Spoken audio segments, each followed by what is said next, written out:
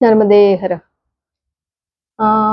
त्या दिवशी श्री शांकरी आश्रमातनं तो थरारपट अक्षरशः बघितला आणि तिथून पुढे निघाले. पुढे मग सगळी किनाऱ्यानीच वाट होती. किनाऱ्यावरून पुढे गेले. मग एक मोहाडकला नावाचं गाव लागलं. तिथे एक आश्रम होता. आश्रमात चहा वगैरे झाला आणि तिथून मग पुढचा कच्चा रस्ता होता. त्या कच्च्या रस्त्याने मी पुढे निघाले आणि पुढे मी रस्ता विचारत जात होते तर काही जणांनी सांगितलं की इथून तुम्ही धर्मपुरीला जा किंवा काही जणांनी सांगितलं तुम्ही सुलतानगंजला जा. तर त्या दिवशी इतकं कन्फ्यूज केलं लोकांनी की मी कुठे जाऊ असा मला प्रश्न पडला. कोणी सांगते 6 किलोमीटर आहे, कोणी सांगते 10 किलोमीटर आहे. मला काहीही कळेना. शेवटी माईवर भरोसा ठेवला आणि तशीच पुढे निघाले. पुढे गेल्यावर एक सुलतानगंज नावाच्या गावाची पाटी लागली. तर ती पाटी पहिली दिसल्यामुळे म्हटलं चला आपण सुलतानगंजला जाऊया.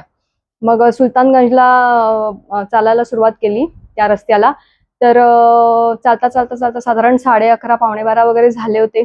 पोटात थोडीशी भुकेची जाणीव व्हायला लागली होती आणि मध्ये कुठे आतापर्यंत तरी आश्रम दिसला नव्हता.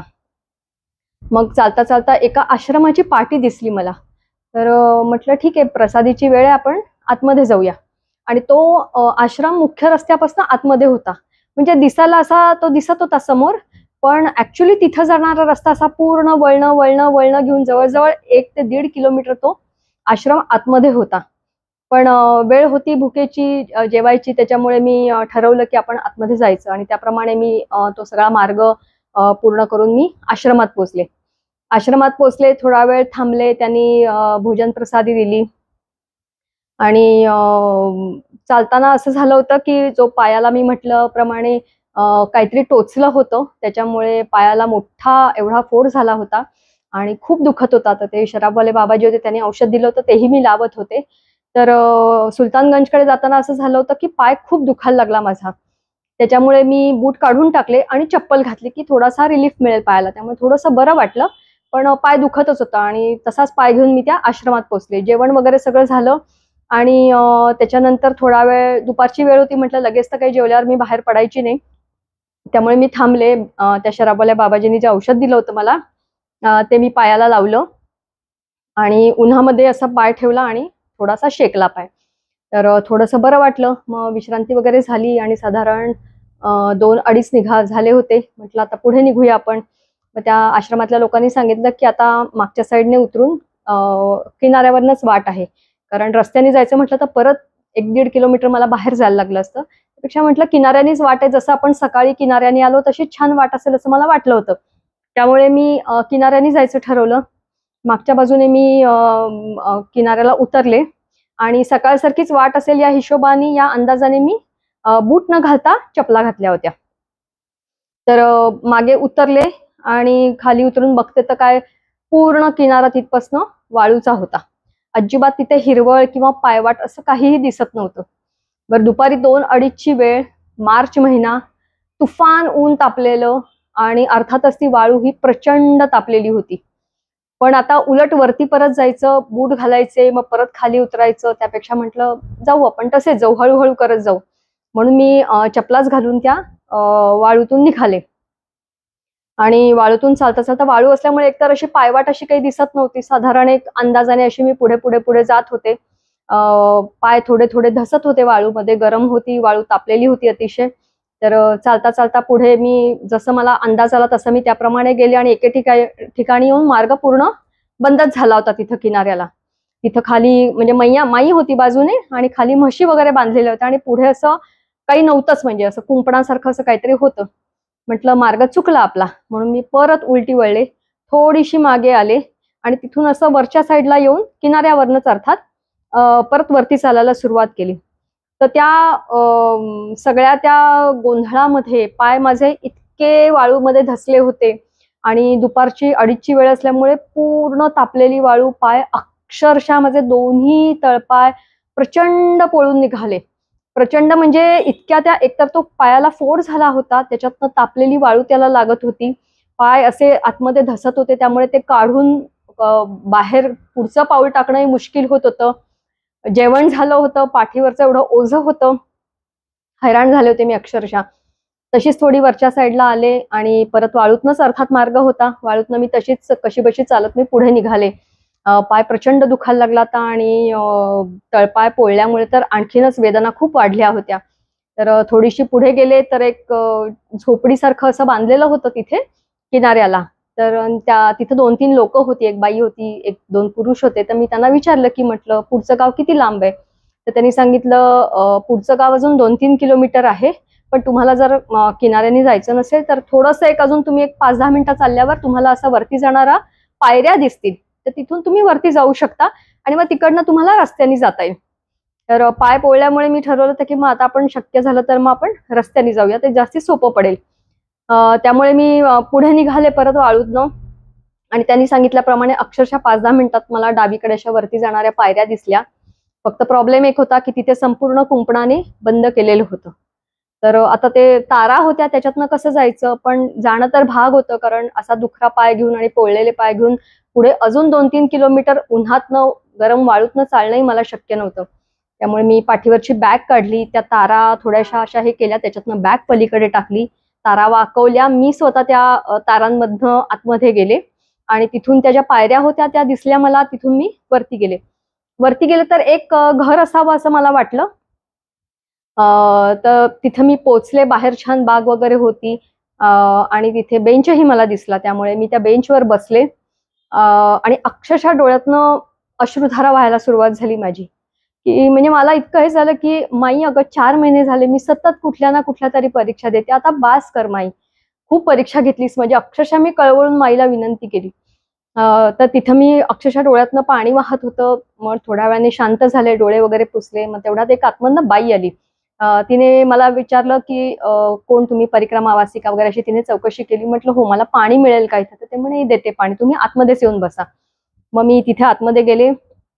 असं ओटीसारखं होतं बाहेर, तिथं तिने मला बसायला सांगितलं. मग तिने मला पाणी दिलं, द्राक्ष, लाडू असं सगळं तिने मला छान दिलं. थोडीशी शांत झाले मी आणि त्याच्यानंतर ती मला म्हणली की महाराज आतमध्ये, तुम्ही त्यांना येऊन भेटा. तेव्हा मला कळलं की तो आश्रम आहे, तोपर्यंत मी ते घर आहे असं समजत होते. मग आतमध्ये गेले, त्या महाराजांना भेटले. तर ते महाराजही महाराष्ट्रातलेच होते. त्यांना मराठी असं येत म्हणजे बोलत होते, पण हिंदी जास्ती बोलत होते. तर त्या महाराजांनी चौकशी वगैरे केली. तर मी त्यांना सांगितलं मी अशा अशा मार्गाने आले, पाय माझे खूप पोळलेत, खूप दुखतंय वगैरे वगैरे. तर त्यांनी पायाची अवस्था बघितली आणि मग त्या बाईला सांगितलं की तू पाणी, डेटॉल, क्रीम, कापूस असं सगळं घेऊन ये. मग त्याप्रमाणे ती सगळी घेऊन आली. त्याच्यानंतर मी पाय पूर्ण तळपाय माझे जे होते ते पाण्याने पुसून काढले, डेटॉल लावलं, क्रीम लावलं त्याला. महाराज म्हणले तुम्ही थोडा वेळ थांबा, तुम्ही लगेच जाऊ नका अशा पायानी, तुम्ही थांबा थोडा वेळ इथे, नंतर वाटलं तुम्हाला तर तुम्ही निघा. तर त्याप्रमाणे मी ते मान्य केलं. थोडा वेळ मी तिथेच थांबले, त्यांच्याशी बोलणं वगैरे सगळं झालं आणि ते मला म्हणले आज तुम्हाला कुठे जायचं होतं? म्हटलं आज मला अनघोराला पोचायचं होतं. तर ते म्हणाले ठीक आहे, पण अशा पायीने आता तुम्ही चालू नका, मी तुम्हाला अनघोराला पोहोचवायची व्यवस्था करतो. त्याप्रमाणे ती जी बाई होती तिचा मुलगा पण होता तिथे, ती बाई सेवेसाठी म्हणून येऊन राहिली होती. तर तिच्या मुलाला त्यांनी सांगितलं आणि त्याने मला अक्षरशः बाईकवर बसवून अनघोराला त्याने मला पोचवलं. तर अनघोराला पोचले. छान आश्रम आहे. स्वामी उन्मेषानंद आहेत, ते महाराष्ट्रीयनच आहेत, खूप म्हणजे हायली क्वालिफाईड आहेत ते. तर तिथे पोचले. त्यांनी मला एक खोली दिली, तिथं मी आसन लावलं. संध्याकाळचं नेहमीप्रमाणे पूजापाठ वगैरे सगळं झालं आणि स्वामी समर्थांचे ते शिष्य म्हणजे भक्त आहेत, त्याच्यामुळे त्यांनी मोठा एक स्वामी समर्थांचा फोटो होता त्या खोलीमध्ये. त्याच खोलीमध्ये मी आसन लावलं होतं. मग तिथे शांतपणाने मी राहिले आणि खूप मनशांती मिळाली. तिथे माईच्या किनाऱ्यावरच अगदी आश्रम आहे. तर रात्री मग जेवायला स्वामी उन्मेषानंद स्वतः हे घेऊन आले, भजी आणि लस्सी असं त्यांनी आणलं होतं. तर तिथे जी ती एक सेवेसाठी होती बाई, तर ती म्हणली आज दुसरं कोणीच नाहीये, तुम्ही एकट्याच परिक्रमावासी आहात आणि स्वामीजींना आज पकोडे खावेसे वाटतायत, त्याच्यामुळे म्हणे मी आज पकोडे केलेत. त्यामुळे छानपैकी पकोडे, भजी आणि लस्सी याचा छान स्वाद घेतला. शांतपणाने झोपले. सकाळी उठून सगळं आवरलं आणि तिथून पुढे कच्चा रस्ता होता. तर कच्च्या रस्त्याने मी पुढे चालायला लागले आणि चालता चालता माझ्या लक्षात आलं की कालपर्यंत जो आपल्या पायाला फोड झाला होता एवढा मोठा आणि पाय प्रचंड त्याच्यामुळे दुखत होता, चालणं मुश्किल झालं होतं, तो फोड आज अचानक थांबलेला आहे दुखायचा आणि पाय अजिबात दुखत नाहीये. असं लक्षात आल्यावर मला एकदम आश्चर्य वाटलं. मग मी एके ठिकाणी थांबले, बूट काढले, बघितलं तर त्या वाळूमुळे जे सगळा पाय पोळून निघाला होता किंवा आपण म्हणू शेकला गेला होता, त्याच्यामुळे तो फोड पूर्णपणे बसून सुकून गेला होता. एका रात्रीमध्ये तो फोड, एवढा मोठा फोड तो बरा झाला होता आणि पाय दुखायचा पूर्णपणे थांबला होता. तर अक्षरशः माईला हात जोडले की माई, खरंच तू परीक्षा बघतेस पण तसं तू बक्षीस पण छान देतेस. तर त्यामुळे माईचे आभार मानले. तिथून मी पुढे निघाले. मग कच्च्या रस्त्याने मी पोचले पतई घाटला. पतई घाटला हे मोठा आश्रम आहे. तिथं गेले, दर्शन वगैरे घेतलं आणि तिथे मग बालभोग दिला. मग बालभोग म्हणजे भाजक्या पोह्यांचा चिवडा होता, त्याच्यात छान मखाणे वगैरे घातलेले होते. बिस्किटाचा पुडा दिला. असा सगळा बालभोग करून घेतला आणि मागे किनाऱ्यावरचाच आश्रम आहे, किनाऱ्याच्या साईडला गेले तर खालून मस्तपैकी माई वाहत होती. खूप सुंदर दृश्य होतं. घाटही अतिशय सुंदर आहे तिथला. आणि गंमत म्हणजे समोरच्या तटावरनं, म्हणजे दक्षिण तटावरनं ओंकारेश्वरकडे जाणारे परिक्रमावासीही मला दिसले. तर खूप छान वाटलं की आपण 2-3 महिन्यापूर्वी आपण तिथनच गेलो होतो. तर तिकडनं मी पुढे निघाले. मग पुढे परत कच्च्या रस्त्याने मी पोचले शोकलपूरला. शोकलपूरला किनाऱ्यावरनं परत वरती चढले. मग तिथे दादाजी धुनीवाले चरण समाधी आहे, नर्मदा माईचं मंदिर आहे, हनुमान मंदिर आणि शुक्लेश्वर महादेव मंदिर, अशा 4 ती जवळजवळच आहेत सगळी मंदिरं. तर तिथं मी दर्शन घेतलं त्यांचं. तिथून परत किनाऱ्याला आले, परत किनाऱ्याला उतरले आणि किनाऱ्यावरनच पुढचा सगळा रस्ता होता. पण आता रस्ता मात्र व्यवस्थित होता, मोठा किनारा होता आणि छान, म्हणजे चालायला काहीच अडचण नव्हती. त्यामुळे तिथून चालून रिछावरला पोचले मी. नर्मदे हर.